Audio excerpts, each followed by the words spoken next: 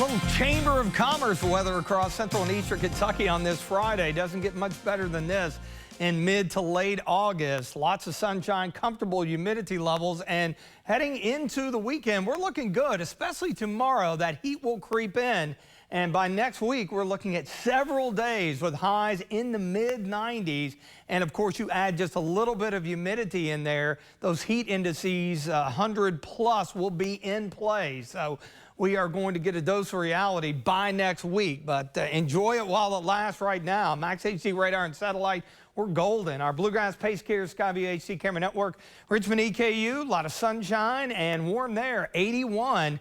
Got a light north wind. It eventually will become more easterly during the overnight. Southern southeast Kentucky into the upper 70s, right around 80 here in the Bluegrass. And the key to the comfort factor today, super low dew points and humidity levels. Anytime you get dew points low to mid 50s in August, doesn't matter whether it's the beginning or the end, you're in great shape. And you see all throughout the Ohio and Tennessee Valley, super dry air thanks to high pressure sitting over Illinois that's drifting eastward, and that's going to mean a delightful Friday evening to come. And the overnight is going to be nice and quiet. In fact, tomorrow morning we'll call it pleasantly cool for this time of the year. How about mid to upper 50s? And then tomorrow, just splendid. Yeah, we'll be a few degrees warmer, but mid 80s for highs.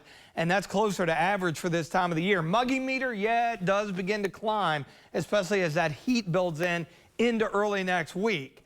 Now, we're showing you Hurricane Hilary again today. Couple of reasons. First, it should weaken as it heads towards Southern California, but it's the first time in 84 years that a tropical system is going to impact Southern California. They've got tropical storm watches for San Diego, basically unheard of because generally these things don't get that far north because the water's too cool up there. But in this particular case, even in a weakened state, it will impact things. Our indirect or direct, depending on how you look at it, impact from it is that it will head toward LA, and that big bubble of heat and just super hot air that's been hanging over the desert Southwest and the southern plains, that is nudged eastward as a result, and that thing's going to sit right over the eastern U.S. much of next week. So you've got suppressed air that is forced down, and when you have that, that means a lot of heat, and when the air is going down and not up, that means we're not going to have any rain. It's not like the typical case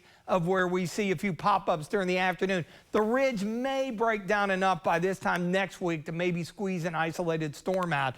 But the unfortunate thing is it is going to be hot and we won't get much relief. So enjoy this stretch. 57 in the morning, and then more sunshine, a warm day tomorrow, 84 in the extended forecast. Again, that big heat dome begins to kick eastward on Sunday, so we jump from 63 in the morning to 92 in the afternoon. And yeah, consistently we are looking at mid-90s through much of next week, and even with just marginal humidity levels that could put our heat indices over 100 at times. So something to keep an eye on heading into next week.